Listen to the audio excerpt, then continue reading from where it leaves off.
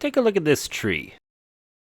What do we know about it? We know it is a tree. We know it grows out of the ground, it engages in photosynthesis, and converts carbon dioxide into oxygen, right? But beyond these basic arbological data points, we can't really say that we know much about this tree specifically. Now, what we can do is make what are called inferences. Inferences are conclusions that are reached through the basis of evidence and reasoning. For example, look at this big old gash in this tree. What happened there? Well, what did that? Maybe it was hit by a car. Some off-roader got a little carried away trying to impress his buddies, went a little hog wild, smacked right into this bad boy. Sure, why not? Or maybe this was something that happened when the tree was young, and maybe it just kind of grew in that way, you know? That's a possibility. Or maybe it was none of these things. Maybe a fucking alien landed right next to this tree and fucking crunched it on touchdown with its spaceship. I don't know. You don't know. Who knows? Nobody. The point is, we can sit here and we can draw these conclusions, and they may even be good, solid conclusions based on real visual evidence, but at the end of the day, we don't know if these conclusions are true. And really, beyond Vulcan mind melding with this particular tree, we really can't know, and that's okay. In fact, some people with small YouTube channels may argue that uncertainty, that not knowing, makes this tree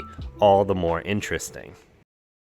You see what I'm getting at here? I feel like we're getting a little lost in the woods. Let's take the conversation over to a more thematically appropriate example. I just recently beat Hollow Knight for the first time. If you've been around the channel for a while, you know that I'm a huge Metroidvania fan, alright? It's my favorite genre of game, so naturally I waited 8 years to play the fucking Metroidvania ever made. I enjoyed this game. I had a good time with it. And what I loved most about it was the lore, man. The fucking lore. Now look, I'm not even like a big lore monger, you know? But God, this shit ran deep. The Knight is one of the most tragic characters in modern fiction, I swear to God. But to be more specific, I loved how much of the lore I had to seek out and find for myself. And, maybe more importantly, how much I had to infer for myself. Now obviously I'm going to be a big fan of environmental storytelling, right? I just said Metroidvania is my favorite genre like 20 seconds ago. If you've been around the channel for a while, you know that I'm a huge Metroidvania fan, alright? It's my favorite genre of game. And Metroidvanias and environmental storytelling go together like me and herniated discs, okay? They're a match made in virtual heaven because both are structured on the same basic fundamental principle, which is player-driven exploration and discovery. I will always find a story that asks the player to seek out its details much more engaging than a straightforward narrative. And I want you to note that I said more engaging and not better.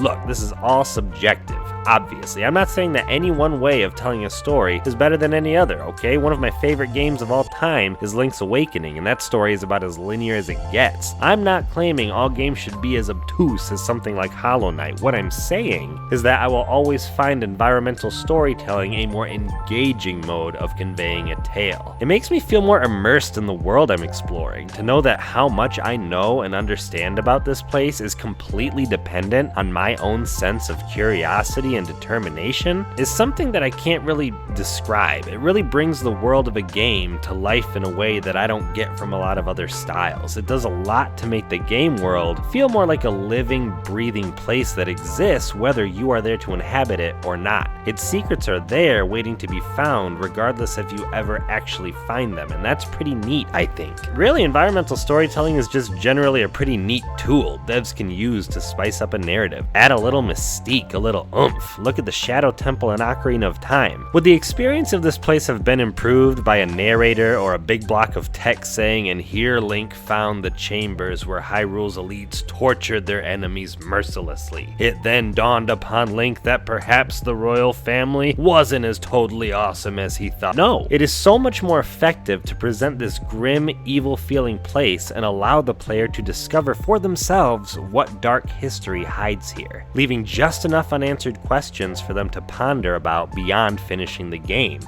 Or not, fuck it, you can also easily just blow through this dungeon and come out the other side thinking, yeah, that was a pretty spooky one, having gathered no additional information about the place beyond its creepy outer layer, and that's fine. That's the beauty of it. That's what I'm fucking here talking about right now. I think this kind of storytelling also tends to foster stronger communities around games too, you know what I mean? When you have deep lore details that are easy to miss, a lot of people are going to miss them, allowing players to swap stories and find endings, share or come up with theories about the game based on their inferences. And I feel like, at least for me, that kind of brings me back to the good old days discussing Pokemon Red and Blue tips on the playground, you know what I'm saying? Friends piecing together the story like a puzzle, sharing discoveries, theories, all while experiencing the game completely differently from one another. Environmental storytelling facilitates all of this so beautifully, and I love it for that. Some of the best times I had with my friends growing up were coming up with absolutely bonkers, convoluted theories about games based off a slightly different shaded texture in the background of the starting area. Again, with environmental storytelling, what you don't show and what you don't tell is just as, if not more important than what you do, leaving those unanswered or ambiguous questions for the players to obsess over for sometimes years to come. Kazooie sleeps in Banjo's backpack.